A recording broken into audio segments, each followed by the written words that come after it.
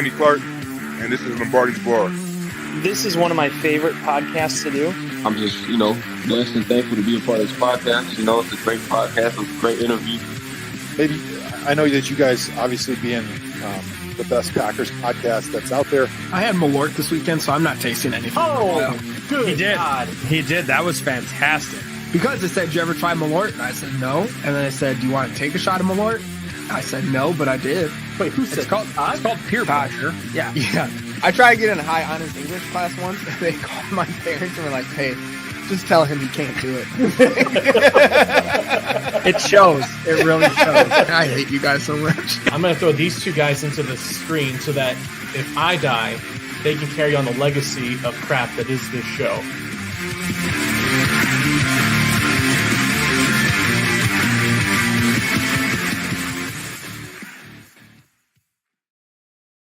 Welcome in, everyone, to another edition of Lombardi's Bar. Thank you so much for joining us on the most hallowed of eves, Thanksgiving Eve, and even more hallowed, a Packers Thanksgiving Eve. I'm your bartender, Dan Connick. Thank you for joining us. Everyone already in the chat, Justin in there, hello, come over. Thank you for hopping in. Glad to see all of you here. We have got a ton to talk about. Maybe the most impressive win for the Packers this year. We'll talk about that.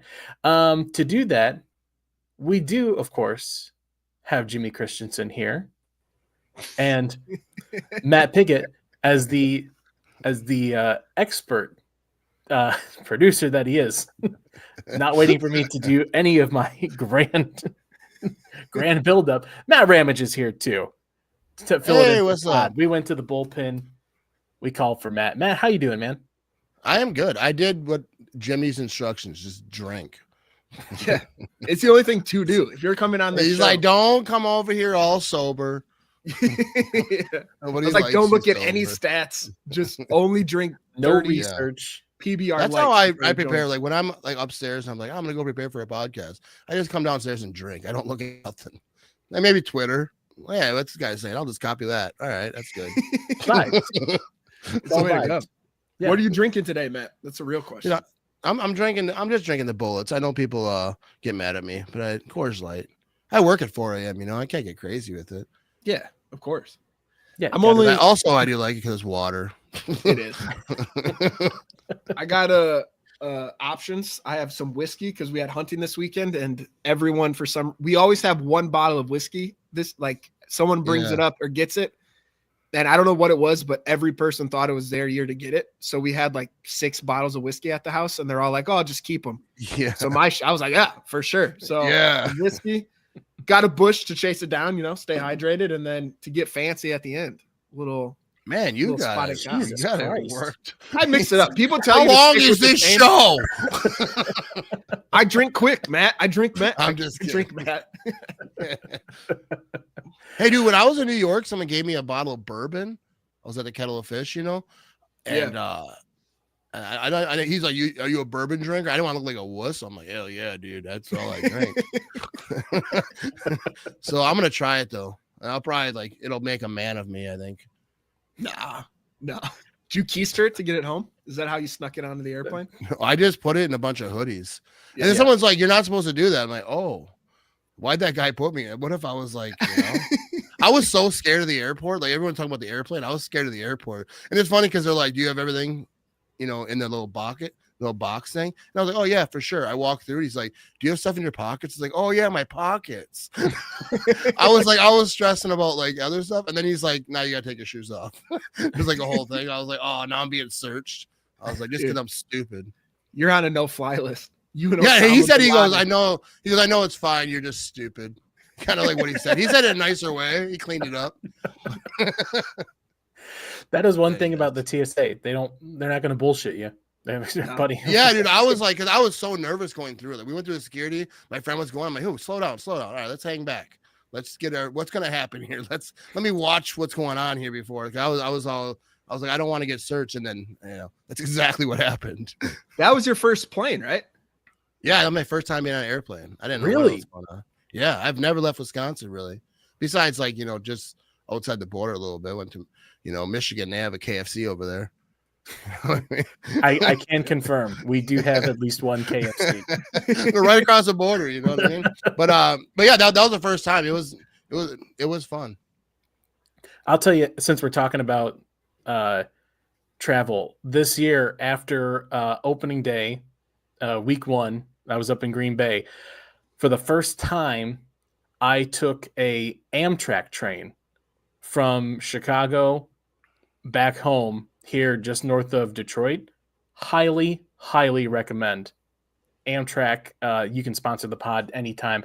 I had an awesome time on the Amtrak train. That is a communal experience. People bring like pizzas and food and shit, and they're just like sharing between everybody because we all know we're just on a fucking train for like 8 hours. That's the way to do it, man. I wasn't on New York subway, and it's not that at all. That was like one of the things. I'm gonna be on New York subway. It's actually not as like bad and scary as like some people think who've never done it or whatever. Especially like people around me. People say like everyone's been there, but like I live in an area like 4,000 people live in my town. I work at the same cheese factory for over 20 years. Almost no one's been like outside Wisconsin too much. You know what I mean? So like, I'm not used to it, but like yeah, subway people. A lady came on the subway and just started screaming, "Help! Help!" It was like the first day or whatever, and everyone just put their head down and like avoided her. and I was like, oh, at first I was like, oh, she needs help. We're probably gonna help her. You know, we're all gonna get together and help this lady. No, and she's yelling in this guy's face, and he's got headphones on, and he's just looking down, not giving her attention. And then they're like, the doors are gonna close now, and then she just stepped out. In the train line, I was like, "What the heck?" And they're like, "That's just what happens here." That's crazy. I don't know. I don't think she needed help after all. I don't know. But maybe a certain kind of help. Yeah, there was like an older lady. I saw a lady putting like a suitcase down the stairs in the subway. So everyone's walking by her. So I was like, "Oh, I'll stop and help her." I'm like, "Do you want help?" And she did not want help. She was like, "Get the hell away from me!" But I didn't know what she was saying, but I could tell it was a different language, but I got the gist of it. She was not interested in me, but yeah, New York's a crazy place, but it was fun, dude. It was overall, it's good. I think Midwest kind of makes it all seem like kind of scary. I mean, I was in a good spots, tourist. I wasn't like I was hanging out and crazy. I mean, I had some crazy spots though. My friend Kevin had us going through like sketchy situations. I was like, I don't think we're safe. I don't think you know it. That concerns me. Anyways, I don't mean to ramble. No. Let's get into this here. Let's talk about the week. We'll talk about the Lions game coming up tomorrow. Obviously, big Thanksgiving game. But we got to recap what happened on Sunday. I'll put it to you guys. Like I said in the beginning, was this the most impressive Packer victory of the season? I mean, it was our first stress-free game since week 2. So it's like week 1 against the Lions is up there just because it's the Lions, but week 1 is always a lie. We did well against the Commanders, and then we fell off a little bit. And this is, I don't know, it's hard to say impressive because we played a bad opponent, but this is the first time all season where we dominated a bad opponent. So yeah, I guess you could say like, yeah, we finally did what we thought we'd do against the Browns, the Panthers, the Giants, the Bengals, like all these like bad teams that we were way closer than it should have been. So yeah, I feel like you have to say it. It definitely was an impressive win.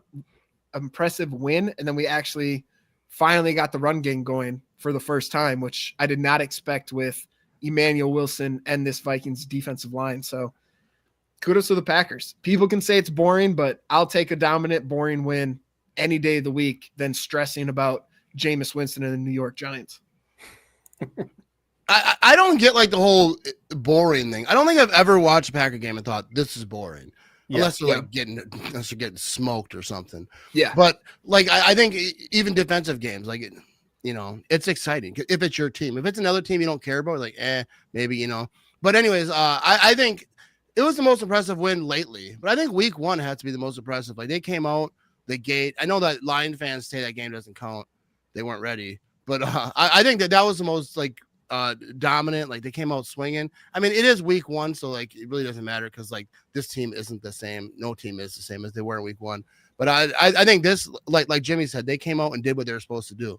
They beat a team that they're supposed to be. You'd like to see, the passing game kind of get a little more juice. But if the running game was working, obviously it was. They didn't need it. They were in pretty much control throughout that game. Even when the score was close, it really never felt like the Vikings were doing anything. McCarthy is just like, I think Jimmy could probably go out there and get after it a little bit, about the same as he did. Hike, baby. That whole 9 thing he did didn't help him in Lambeau, dude. That whole thing that's probably the corniest thing I've ever seen. Like you have to do that, you have to like have playoff wins and like if you're gonna be weird, like Russell Wilson, he was kind of weird. Russell Wilson shit, yeah. Russell Wilson was kind of cringy, Bowl. but you're like, well, he's winning playoff games. What are you gonna do? He's just kind of a weird dude. Have a good time with it. But McCarthy and the whole thing, I don't know. You got the face thing on it. Calm down, dude. Yeah, I'm with you're you. Not that good. No one should ever give themselves an alter ego, like being like, oh yeah, 9 steps on the field, and yeah. It's like giving That yourself was a terrible. nickname, and it's like something crazy, like raw dog. Like I'm not calling you that. Dude. You made that up. You know what I mean? I'm only gonna call you Raw Dog now. Just so you know. You can't. I don't know why that's the word that came in my head. I never met anyone named Raw Dog. But. Which one is worse though? Because McCarthy has 9. Apparently, I heard over the week, Drake May has an official nickname of Drake May. So it's Drake May, because according to him and his team or whatever, he doesn't need a nickname. He doesn't need his whole thing. I'm like, that feels worse than like trying to create some new. It's like, I'm too cool for a nickname. My nickname is my name because I don't need a nickname. That's like you could just not say anything. You could just fucking don't do anything. Yeah. Do you guys ever watch Boy Meets? Did you ever watch Boy Meets World? Yeah.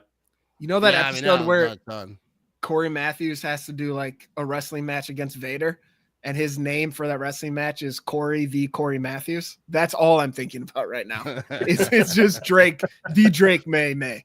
It's such a weird thing to even have to come out and say that. Like, I don't need a nickname, so my nickname is my name. It's like, all right, now, I was confused when you were explaining it. I didn't hear about that.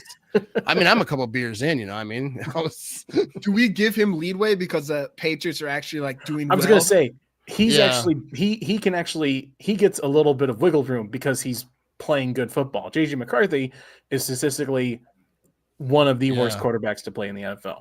Yeah, and it's not as cringy. Like what he said was kind of weird, but it's like whatever. Right. I get it. But like with McCarthy, is just it's I don't know. It's probably one of the more weird things I've ever seen from a horrible quarterback. Because like quarterbacks are supposed to shut up when they first get there. Like Aaron Rodgers in his first years, like when Favre was playing, even like when he first started playing, he was quiet. Jordan Love right now is quiet. He was all quiet while he was a backup. Now he's talked, obviously at press conference, but he's not crazy. Once you get like older, then you can just start yapping and say what you want, go on podcasts and do what you want to do.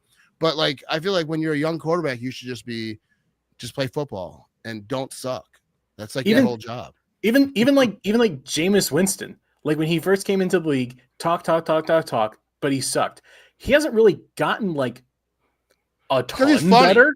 But now he's funny though. Right. But now he's older. He's been around for a while, and we're like, oh, that old Jameis Winston out there. Like, it's just he's been here for a while, so we enjoy it now. Exactly. And I think it's not weird with him. You know what I mean? Because he's hilarious. Like, he could beat your team and still make you laugh after. And it's like, you know what? I don't like that. He's just he's doing it because he enjoys it. Like that's you can just see that his love for the game. He's just like one of those people that just enjoy life. You know what I mean? We don't have those around here, but at my job, I don't see those type of people. But he's just he's fun to watch because like even anytime interview, whatever, he's just fun. He's like Jamal Williams in that way. You know what I mean? Yeah, exactly. And you never know when he's gonna have 5 interceptions or 5 touchdowns. Like, that's what's fun about him too. I'm saying I don't know if I want him as my quarterback, but I like to watch him play. Yeah, well, just this last week against the Lions, which like they should have won that damn game, even if they kicked the field goal at the end instead of going for it on 4th down. But like he caught a trick play pass, and it wasn't just like a wide open in the end zone off the 1 yard line. Like it was a legit caught it. He adjusted to catch it, broke a tackle, got a touch. Like he's fun to watch. And so like you said, I would not want him as my quarterback at all. We should have had like 5 interceptions on him in our game and dropped all of them, except for Evan Williams. But like, there's some players where it's like, yeah, give yourself whatever nickname you want. And then there's others. You even mentioned Russell Wilson, where it's like, just shut up, buddy. Yeah, just chill out. Limited. I've watched him play, and he's very limited right now. You know what I mean? Yeah. All right, let's jump into it here with buy around. Jimmy, do you want to start us off with? Hang on, I gotta grab a beer while you talk. I can hear you. I'm please go ahead. Jimmy's. It's just Jimmy talking. Don't worry. Yeah. Don't even listen.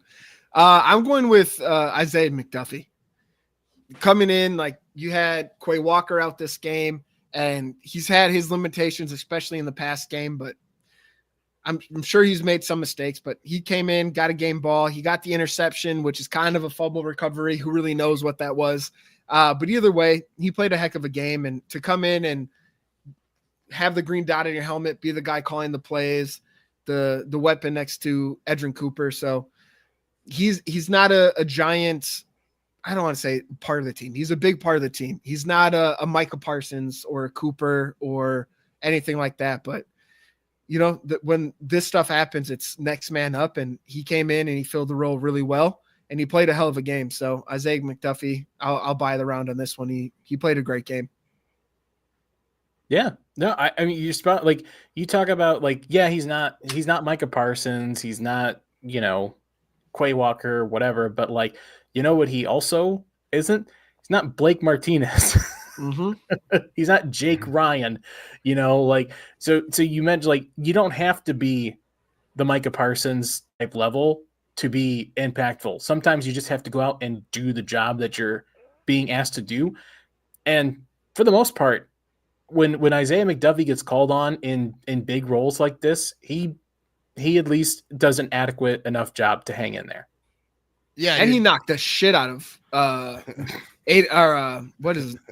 Hawkinson. He knocked him out. So that was beautiful. He makes some plays. Like he's the guy that you say he's not a superstar, but he's the guy that you see his name called a lot. He's always getting after it, you know. Yeah, hell yeah. Yeah, and like isn't he a captain too? Did I make that up? But I could have swore they were talking about that with Greg Olson and them. They were talking about. Not the most chatty person, but he was named a captain. Could have made that up, but yeah, let's go with it. You know what I mean? Yeah, let's roll. Like Isaiah McDuffie, captain. Guy we love. You can say anything on a podcast, and some people will know and they'll call you out, but you just ignore those people. Yeah. Like, this person's dumb as hell. I do not like the negativity in the chat right now, correct?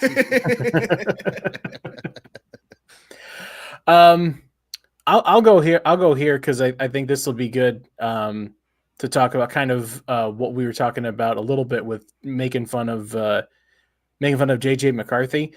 I would like to buy around for the Packer players and Packer fans in attendance at the game that started the skull chant after the Evan Williams interception, because perfectly executed by the players to get down there right away and start doing it, syncing up all together, and the fans immediately picking up what they were doing, and then the crowd shot of everybody together.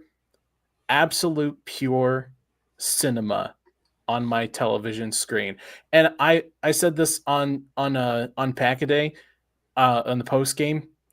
It's about time we start having like a direct insult for all the other fan bases, not just the Bears. Because we do every time it's Bears still suck, but we have to have more targeted things. I brought this up with the Lions.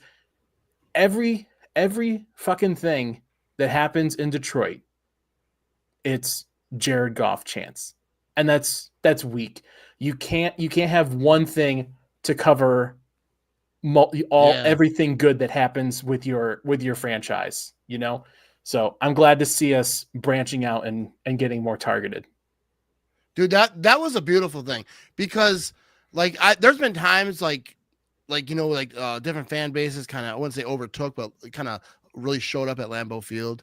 There's been times like that Mixon jumped into stands. You've seen other players jump into stands, and it's just kind of like, it's almost like an embarrassment for like Packer fans. This was one of those moments that it's like a proud dad watching his son catch a big fish or something, because like, dude, and just the way he was getting ready, because I think it was Williams who started it. He was running down and he was going like this as he was running, trying to tell them all, hey, we're doing this thing. We practiced last night at 2 a.m. doing this. I don't know when they practiced it, but they knew what they were going to do. And they run down there and do it. And like you said, the fans they were just like, they understood the assignment, like, oh, we're doing this. It was just a beautiful shot. It was beautiful. Like, and Viking fans got so mad. They're like, Packer fans want to be Viking fans so bad. It was like, yes, I would love to have no quarterback and be last in the division. Yeah. Like, yeah, that's where I want to be in my life. No, Viking fans, I love it. That we do need more of that. You know, the equal opportunity trash talking. Let's get everyone. That's You know it. what I Yep. mean? Yep. I love too where Vikings fans are like, oh, they're stealing our thing. It's like you literally stole that. You stole little skull bullshit that you guys do. So yes, we mocked you with it. And the pettier our team is, the happier I'll be. Just be insane. I want everyone to be Kendrick Lamar and the opponent to be Drake. Just I want that little petty in my life. I think it's funny because they're like, I've seen people like Viking fans saying like, oh, it's a curse if you mock the skull chant. Like, no, it's not. Like, you're not Aaron Rodgers and the double. Yeah, mocking the belt with Rodgers back in the day. That was a real thing. More times than not, that came back to bite him. But like, I'm gonna need the numbers, the analytics on this skull chant. How many times it was? Because I feel like everyone's mocking this, and the Vikings lose a lot. You know what I mean? So I'm assuming that thing that's all they have. And then they're like, we didn't steal it. They gave it to us. First of all, doesn't matter. It's unoriginal. Then they make fun of Go Pack Go. At least it's like original. It comes from a song, an old time song from the Packers that had like that's culture. The Vikings don't have that. They have nothing. They're just a made up football team. They put together, stole a soccer chant, called it a franchise. They have no like history besides losing lots of Super Bowls. That's what they're known for. Losing 4 Super Bowls. Suck it, Viking fans. All right. That's all I gotta say about that. Yeah, it's good to see Kelsey's awake. Matt, would you like to buy a round? Oh yeah, okay. I'll say Emmanuel Wilson, because like, dude, watch him play running back. Like, I feel like that, like that was his moment. He was like, dude, this is my time. I'm gonna get rhythm. I'm gonna get good reps. I'm not just gonna be in and out.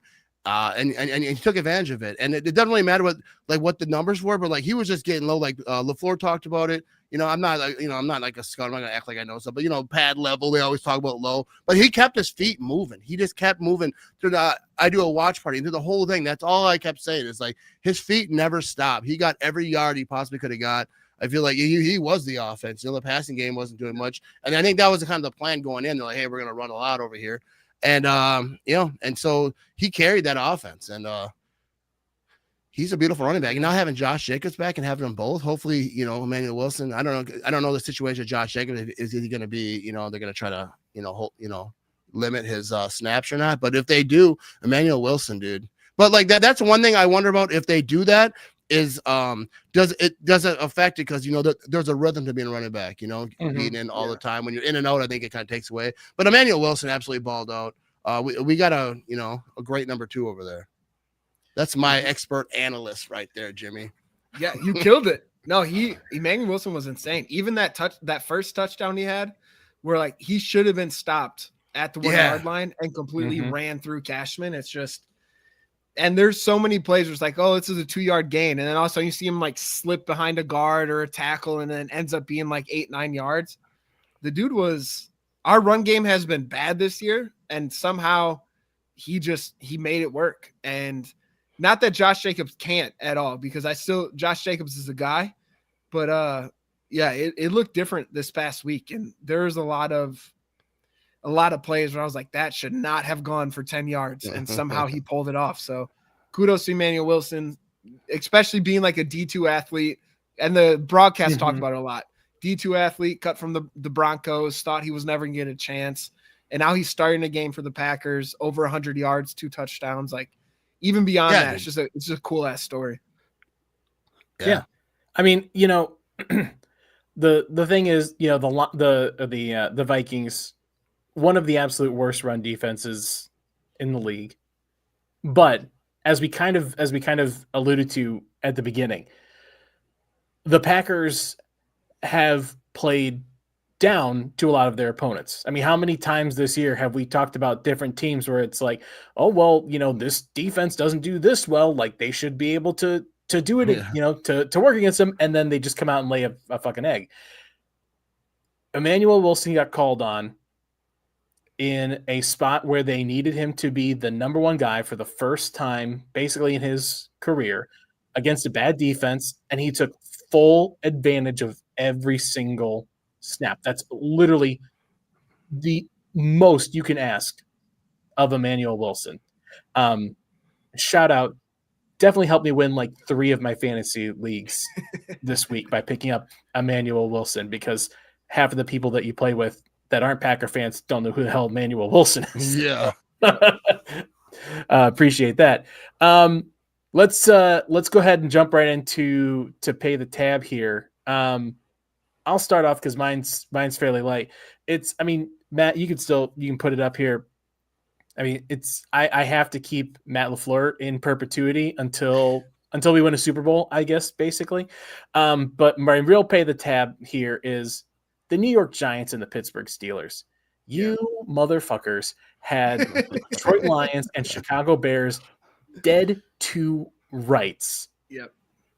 And you pissed both of those games away. That is literally the only thing that could have made Sunday better, was us kicking the crap out of the Vikings while simultaneously what should have been an Aaron Rodgers-led Steelers team beating the Bears, and then the Lions pissing down their leg against the Giants at home. Only thing that could have made Sunday even better. Dude, the Lions are in the same spot. As much shit they want to talk about the Packers, like they're in the same spot we are. Like, your defense plays well. And like, granted, they got 2 touchdowns off trick plays. Like, yeah, you do that shit all the time. So I don't feel bad for you at all. And then the Steelers, like, if Rodgers is in, it's just the Bears are the Vikings from a couple years ago when they lost to Daniel Jones and the Giants in the playoffs. Like, you're pulling wins out of your ass at the end of these games where, like, kudos to you, you're winning. But we all know you're pulling these games out against bad teams. Even the Giants, for example, they did not win that. They won that game because Jackson Dart got hurt. And then Russell Wilson came in, blew the game. Giants lose. Lions just got lucky that they didn't kick the fucking field goal. I'm not gonna lie. That pissed me off on Sunday. Where it's just like, we had it. We had such a great Sunday, and we still did. We got the win. It's fantastic, but It could have been better. It could have been better. The Lions, whatever, you're a better team than the Giants, but the Bears is what pisses me off the most, because it is the most fraudulent 8-3 team I've ever seen. And then you look at the Chiefs, like they have the same thing the Chiefs had last year, where they were like 12-0 in 1-score games. And then they fall back to reality this year of like, oh, you're actually not as good as we thought. You have the best quarterback in the league, but your team overall kind of sucks. The Bears are at that point right now where it's like, except for they do not have the best quarterback in the league. Yeah, you do not have the best quarterback in the league. You have like the 16th, 17th best, and they're pulling wins out of their ass. So kudos to them. They're doing it, but fuck, man. Yeah, dude. First of all, Bear fans, dude, they're like, they already won the Super Bowl. Like in their heads, I feel like that's their peak, because they know what's about to happen. Like they go on to play the Eagles, they played the Packers twice yet. Like they have not an easy schedule. Neither do the Packers. That's why I say if the Bears beat the Eagles, they start beating good teams, they beat the Packers, then like, all right, then we'll talk. I get Bears fans being excited, because why wouldn't you be? You're 8-3, you're on top of the division. Be happy, and they have to be happy now because they know what's about to happen too. They beat the Raiders like barely. Who they just beat. This one was some the flaky Steelers. But yeah, the the Steelers, Raiders won. They barely won. Yeah. And then without Aaron Rodgers, and I think that who else did they lose to some backup quarterback? Anyways, but the Bears ain't for real. Once they start playing these good teams in these division games, like with the Packers, it'll be interesting because the Packers have the same situation. So Bears fans could say the same thing, because the Packers have the Lions. We have a meaty part of the schedule, whatever. A lot of division games. We're gonna find out who's who, and I don't like the Bears ain't it though. Yeah. They'll see. I don't think it's a question. The Packers, I think, is a question. Like, we're going to see what they're made of, especially with all the injuries they have. But the Bears, I don't feel like, and then their fans are just annoying. They're stupid. Lion fans too. I don't know who's more annoying. The Lions, like to the point I was saying too, like their I losses. forgot the point. Oh, you're fine. But like the Lions losing to the Vikings is just as bad, if not worse, than any team we lost to. Yeah, that's what I was actually thinking. I got my Yeah. mind crossed, or whatever. Yeah. But yeah, that's what I was talking about. Yeah. Was that McCarthy that they lost to too? Yeah. Was it McCarthy? Because I said that on Facebook and someone's like, it was Joe. And I'm like, who's Joe? But either whatever. But I was like, Yeah. even if it is, no matter who it is. So it's someone, the backup to McCarthy. I don't even know who that is, but it's a Joe whatever. I don't know. Anyways, wait, it's embarrassing for Lion fans to lose to the Vikings. I mean, we have a couple of those too, but we don't talk about those. I mean, the Panthers loss doesn't look as bad now. They're 6-6. Yeah. So. Yeah. The Panthers, I think even in the heat of the moment, the Panthers game wasn't as bad as like losing to the Browns or if you lose to the Vikings or something. The Panthers are a semi up and coming team. They at least have a quarterback that, seems to know what he's doing half the time. And that's the thing with those teams that they're kind of up and down. Like they have their moments. Right.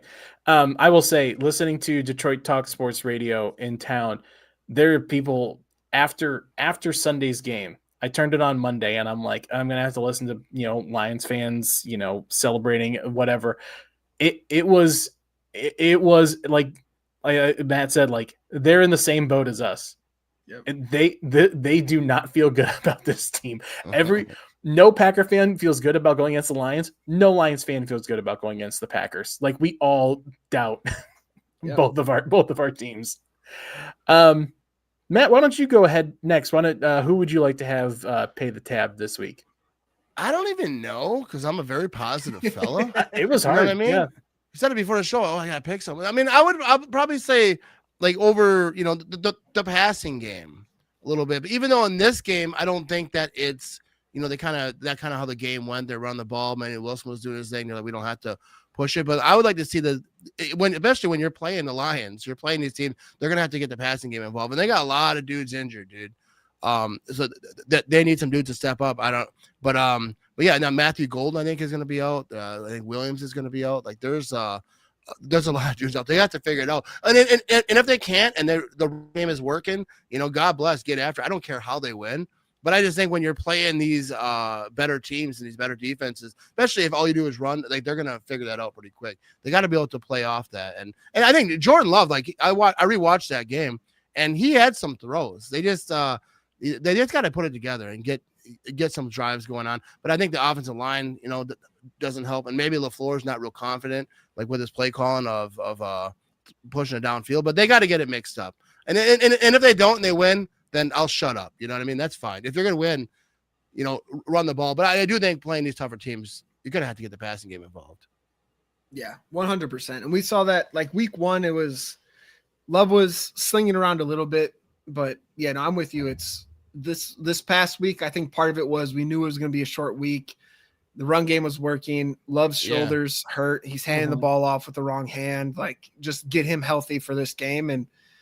But I'm with you. We got to get him because we saw what he did against the Steelers. Like I keep going back to that game of like, you let him get in a rhythm and it's 20 straight completions and he is able to kind of pick you apart. And Savion Williams is out. Hopefully Golden plays. I know he's a big maybe. Obviously Jaden Reed is going to be out, but the weapons we still have with Dobbs, Wicks, maybe Golden, Watson, like Jacobs is coming back this game. They can still dump it down and make it work. So I'm with you. I want to see the passing game actually start going and being the focal point of this offense, because running on this Lions team is going to be a big maybe, because that didn't even work week one when they were, in their words, not prepared. So we'll see how it goes against this team. Yeah.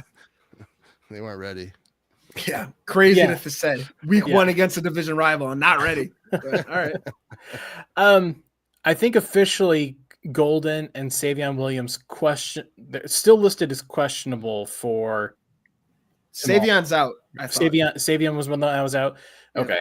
I mean, it makes sense because you see Will Shepherd getting called up to the active roster. We'll see if he ends up playing. I'm sure that's something, if Golden is officially out, we see Will Shepherd, play on the game day roster, which I'm actually kind of excited about because I really liked what Will Shepherd was able to do in the preseason. I actually had him as like maybe a dark horse to make the back end of the roster.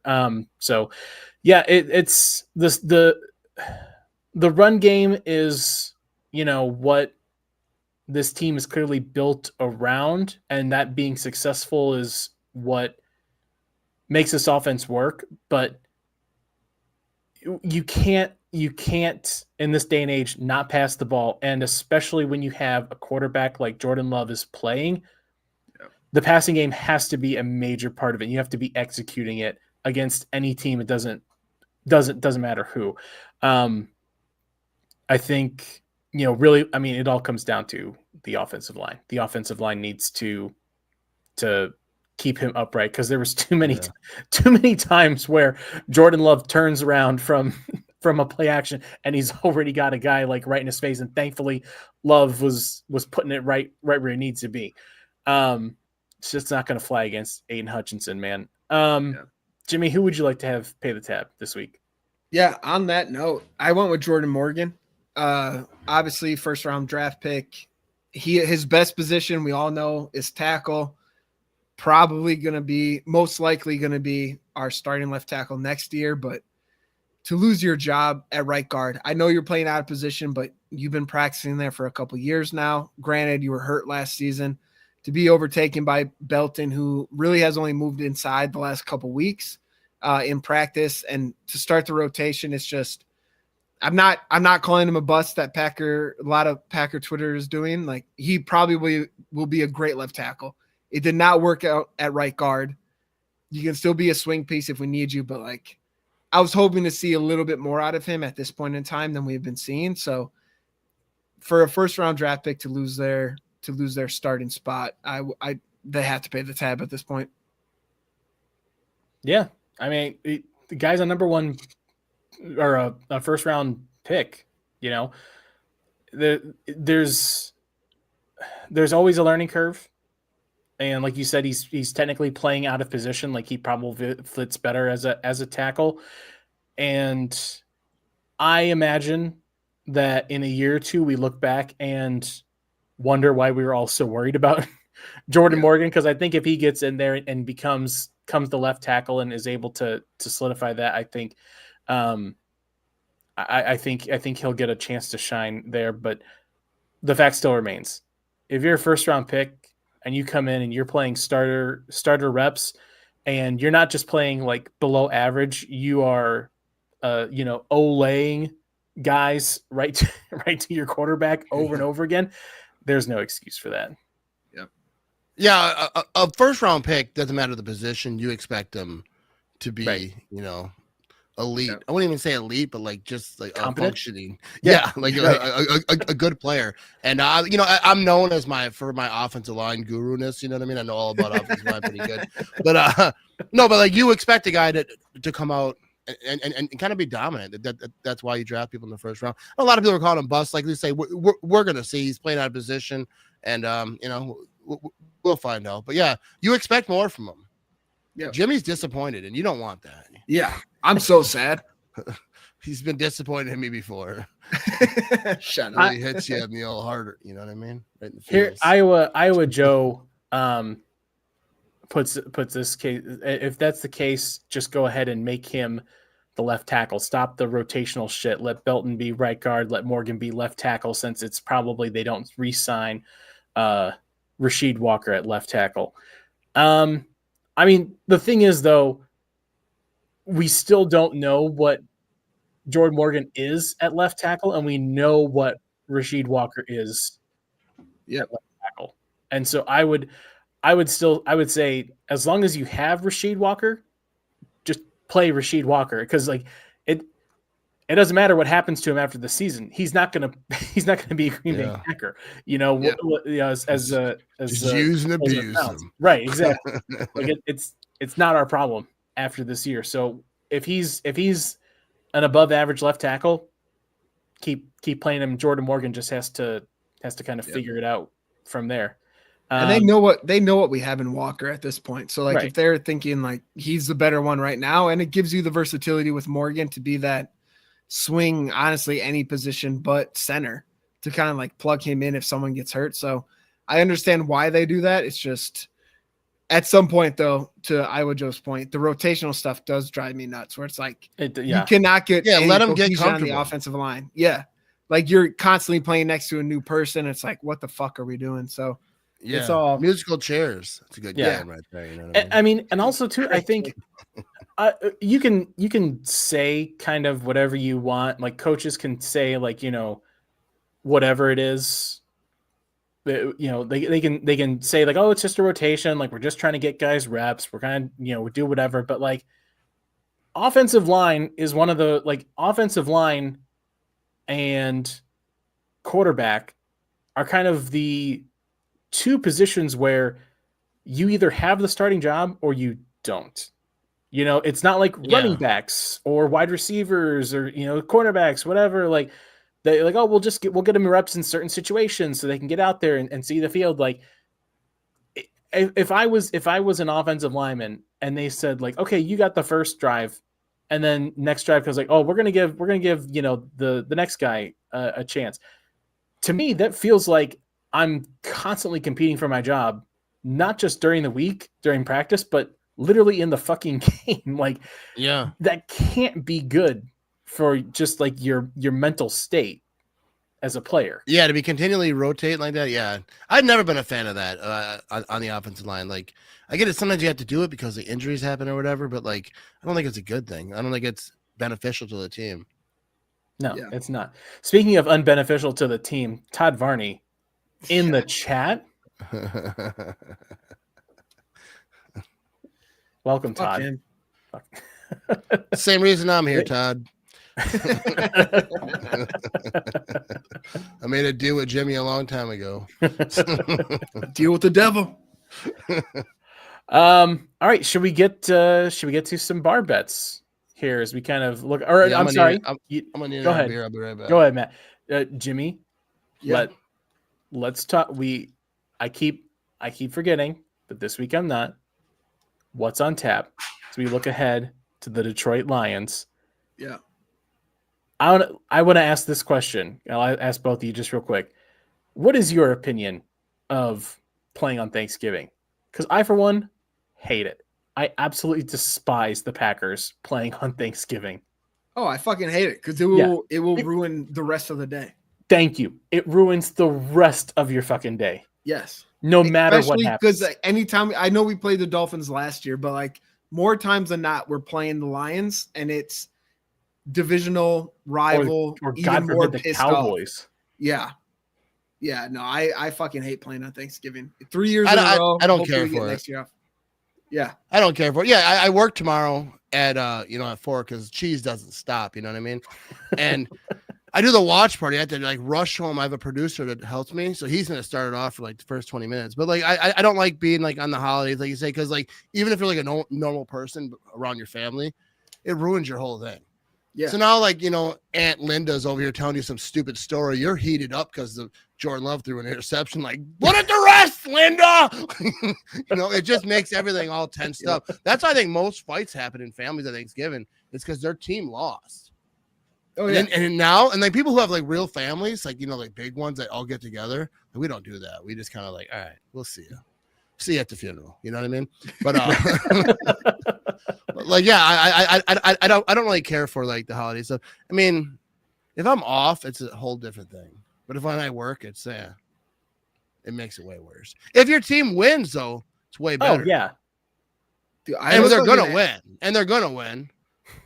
I look like an asshole every time they do this because fuck off. Because I literally like if people start annoying me like saying things like "oh Malik Willis should be in," I just go downstairs. Oh, yeah. I leave. Well, that's the thing with the group. I'm like, I gotta watch by myself. I can't watch with people that are like, "Why didn't we get a first down?" I don't fucking know, Grandma. I'm sorry. Yeah, I thought they should have too. All right, they're trying their best. That's the drives thing when me you're nuts. when you're at Thanksgiving with a big family and people start talking, like sometimes you get in conversation like at work with someone who doesn't really watch the games, but they're just talking about it, and it's just like they're like, yeah, the whole once they mention Malik Willis should be the starter, like I can't talk. Even if my grandma, I will karate chop her in the throat. All right, get the cranberries on the table and shut it down. You know what I mean? No, I'm just kidding. My grandma's dead, but that drives me nuts. Like when you're talking to someone, they start talking. It's like, oh, I'm pretty stupid football related. I'm the average fan. And if you're like, if I realize right away, like, you know less than I do, then I'm automatically like, dude, come on. I'm the lowest level you can be. And talk about this. You can't be less than me. You can't know less than me. That just makes you stupid. But anyways, that's my thoughts. Yeah, I think we all agree. Fuck. Now, watching football on Thanksgiving, love it. Absolutely love watching it on TV. I can't have any connection to it though, at all. Like I want to watch the football, can't have any emotional connection to it. So hopefully, I really hope that this is like 3 years in a row. I'm done. Give us a break. Which of course next year means we're playing on. Yeah, because the Packers are such a loved team. I think that's why. Right, I get it. You know that we'll be on Black Friday next year. Even worse. We will be on Black Friday. Mark my words. First of all, the Black Friday thing is stupid. It is stupid. Yes. Yeah. Just first of all, the whole day, just in general, they just made it up. We'll have a bunch of sales after Thanksgiving. I don't even know who thought of it, but they're just like, and then there was like wars in the Walmarts for like a few years. Then like now everything's online, and it's still Black Friday. No, it's not Black Friday anymore. You can buy it online. You don't have to get out of your bed. And they're like, oh, let's make it a holiday. And now everyone, just a reason for management to get days off. That's all it is. And then now they're going to put football games on it. Yeah, it's just, you know what I mean? Stupid. I don't like Black Friday. I don't like anything about it. First of all, even back in the day when people were like rushing to the stores, like who does that? People getting legit trampled to death. Mm-hmm. Like that's it's like you know, there's a good deal on a mattress or whatever. Like they're trying to buy a TV. Like, no, dude, I'll just pay extra and not get molested on my way. And then people will like fight. They're like fighting for like a teddy bear or something. I don't understand it. I don't go out of my way to get into crowds. You know what I mean, I'll pay the extra $12. I'm all right. I'm not balling, but you know, I got a little bit. I don't need to do that to myself for that little savings. Anyway, let's jump into some bar bets here about this Thanksgiving game against the Lions, with Prize Picks, not sponsored by Prize Picks, just from Prize Picks. Christian Watson, over under. This is Jimmy. This over. Number seems this is factual. This is 3.5 receptions, over under 3.5 receptions to Christian Watson. Hammer this over, right? Like, what the fuck? I'm trying to get points. All right. Yes, I'm with you. Five Bakhtiari's over, baby. Like, yeah, that's so far over. I don't even understand how that could be. It's a real thing. I'm trying to give people money. They should be betting the ones that we do right now because it is the easiest to make money off. Oh, dude, what we're saying right now. I've won some money this year. It's funny because I'll post my winnings. People are like, oh, I'm gonna follow you and I'm gonna, bet what you bet. I'm like, yeah, don't do that because I only post my winnings. I'm not flexing over here. Hey, look at I lost $40. Look at these horrible picks. I had the best one last week, and the most obvious over of Jonathan Taylor getting over one receiving or rushing touchdown was the one to screw it up. Like I did some dumb, obscure stuff, and the one of all of them where I was like, "This is my sure lock," was the one that fucked up my entire bet. I was so brutal. Pissed. Yeah, that makes you, that makes you want to karate chop grandma at Thanksgiving. You know what I mean? No, yeah, I'm punching my grandma straight in the face. Oh yeah, and she'll respect you for it too. She'll be like, "Oh, I would have done the same." Yeah, I'll tell her why. Like, this is for Jonathan Taylor. right in the nose. I put a 4-leg parlay a couple weeks ago for like touchdown scores, and I included Josh Jacobs, and it was the Panthers game where he like broke it. It was like 9 games in a row he had a touchdown, and that was the first game he didn't score a touchdown. I'm like, fuck it. Like, that's just now we know whose fault it is. It was my fault. It was definitely my fault. Shit. Yeah. All right, Jordan Love, over under a half interception. So either no interceptions or at least one interception here. I'll go ahead and do this one. I'll go 2 Bakhtiaris. I'm gonna say over, just because like he's playing really good football. He's playing with the turnover stuff. He's playing a little ahead, like a little above like the mean, So he's gonna have to regress back at least once, and he's gonna throw. I mean, he in the first game he did throw an interception if there wasn't a penalty against the Lions. One was dropped too. I think he's probably going to have one somewhere, and the Lions just feels like it's set up for that. So I'll go 2 Bakhtiaris over. Jimmy, what do you think? Yeah, I think we're going to let Jordan Love sling a little bit more. And for me, this doesn't change the outcome of the game. I think we can throw an interception and still win it. But yeah, I honestly, I'm leaning towards we're going to let Jordan Love be a little riskier, kind of push it down the field.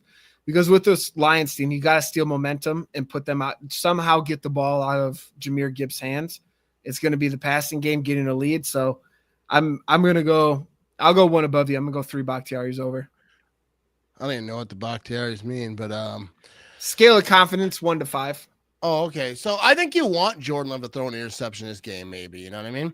Because that means they're slaying. Here we go. Letting him like play a little bit of football, let him play some quarterback, and he could, he could throw an interception and still ball out. That being said, I'm gonna say under because I will never ever put that on. I feel like I'm sending bad vibes. You know what I mean? But and I think that he's gonna play smart. But yeah, if they really sling it, the Lions are a team that if you make a mistake, especially like tip balls here and there. It could happen, but yeah, I would like to see him sling the ball, and if that means interception, but he throws 4 touchdowns, 427 yards. I'm not asking for much, am I right? Just let's just get out. Half your wide receiver group is missing, but hey, let's sling it. You know what I mean? Yeah, I'm gonna say the under still, just because I don't like to put that out in the universe. You know what I mean? Yeah, that I respect it. Plus, we can't all say, you know what I mean? I think one person's got to rein it in a little bit. You know what I mean? That's how ESPN does it. You got to be like, "Oh, you're stupid." Yeah, you can't get screenshots. Yeah, you can't all agree, but like, yeah, we're all pretty smart right here. We all disagree. We're all smart as fuck. Comb over ahead of us here with Micah Parsons sacks, but Price Picks has over under a half sack for Micah Parsons. Is it 1.5 or half? They just have half. A single half. Half? 0.5. I'll double check right now, but I'm 99% sure because I was shocked when I saw it. I was like, are we talking about the same Micah Parsons? Yeah. But yeah, they had him at. I'll take 10 Bakhtiaris. That's what I'm saying. Yeah. It'd just be so many Bakhtiaris. We'll all be like in a subway. Just so many people. But they're all Bakhtiaris. No one will get through either. Dude, yeah, they have half a sack. That's it. Yeah, so yeah, he's definitely getting a sack, dude. I bet money on it. He's gonna be fired up. The Lions are, that big bad wolf, as they say, what I mean? Like I feel like the Packers are gonna be fired up. Played them in week 1, all the excuses, we weren't ready. So I feel like the Packers, this whole team, then they know what's on the line, like coming up with these division games. I think Micah Parsons is, he's gonna be all revved up, dude. Hell yeah. Yeah. That was smart. I mean, it's gonna be a little trickier because you don't have Lucas Van Ness playing again, and Carl Brooks has been a really solid rotational guy. I mean, he's been getting quarterback pressures. It hasn't really translated into sacks or anything like that, but he's causing trouble in the middle. It's gonna be a little bit trickier, and I think I'm wondering if the Lions will overly key on Micah Parsons this week at all. Rashawn Gary needs to step it the hell up. Yeah. I would really love to see him have another big, because he had 2-3 sacks in that 2023 Thanksgiving game against the Lions. I think that was kind of his one huge breakout game as well. So yeah, let's get after Jared Goff. I love seeing him get sacked. Yeah. Yes. I'm 5 over. Yeah. I'm with you. 5 over. And we always finish with the ceremonial bar bet at the end. Is this the week Bo Melton gets a pass breakup? Jimmy? I'm going to say this is not the week Bo Melton gets a pass breakup. I think he'll get an offensive snap for sure, but not a pass breakup. Yeah, probably not, but Yeah. we can always hope. Yeah, I'm gonna say, yeah, let's switch it up. I'm gonna say, yeah, probably 4 of them. This will be the fucking week. You watch. It'd be funny if that was accurate. He just came out and they're like, hey, let's throw him over here. And all of a sudden he's just like, now he's Jair Alexander 2020 or something. One of those years that he was good. But all right. Well, Anyways. guys, that'll do it for us here. Matt Ramage, thank you so much. What a good show. for- I'm not used for to being filling on in. such quality shows. Dude, like your intro, you guys had Romeo Dobbs. That's awesome. Mm-hmm. Yeah, so I had this some was- players on, but I seen your that's you got some good dudes, And we're not that the intro doesn't even scratch the surface. Jimmy, Yeah. Jimmy was for a while there was, Yeah, like fucking, he's selling his soul Tom to the devil. Pelissaro out here trying to, wheel and deal with agents and shit. Yeah, I've hit up some players like they're like it'll be this much or talk to this person. I'm like, Right. I'm not gonna do that. Yeah. I'm good. Yeah. But yeah, it's cool that you guys had to talk to a lot of cool people though. Yeah, man. And now obviously that's over. Now I'm here. No, COVID killed us. Yeah, Once- dude, it During does COVID, seem they're like like, I don't have shit to do. I'll talk to you. And then after COVID, they're Jimmy, like, Jimmy, yeah, you they realize- don't want to Busters. anymore. Jimmy, we started our show post COVID, we started during COVID. during COVID, right? Yeah. So the people so after it couldn't- that so it was dumb couldn't luck. Kill us. Yeah. No, but yeah, it does seem like back in the day, I would ask players to come on podcasts and I'd get people, even though I didn't know what I was doing and it was horrible. Not that it's fantastic now, but I got a little bit better. But like now it seems like they're kind of like, nah, I'm good. Yeah. I I just spam them. Maybe that's why. They're like, stop talking to me. No, I never hit them up twice in a row. drunk text at 3 a.m. Yeah. Either that or if they never saw it like on Instagram, I'll unsend it and then send another one. Hey, want to come talk about the Packers? You work there. Matt, you want to let people, if they don't know already, where they can find all of your content and everything you do? I'm on every social media platform, but if you go to themattramage.com, you can find all my links. I do live watch parties for the Packers game and other games, and do podcasts. I do stupid stuff on Instagram, and then on the old TikTok. I'm not out there dancing though. Probably should. Yeah, I feel like start, Jimmy dude. could go viral on TikTok all the time. The little crop top, hit him with some dance moves. Dude, Maybe get the crop kids top involved. will drop draws. Dude, it will, dude. That's why I don't even let my wife follow you. So I was like, I don't want you posting all those pictures. You want this beer belly? I got you. He's a fighter. He can take your wife and beat you up for it. Thank you again, Matt Ramage, coming on with us. Everybody in the chat, thank you for stopping by, hanging out with us, engaging, and just having a great time. Happy Thanksgiving to you guys, everyone that stopped by. For producer Matt behind the screen, for Matt Ramage, our esteemed guest, Jimmy Christensen, I'm your bartender, Dan Connick, saying cheers, and as always, go Pack Go.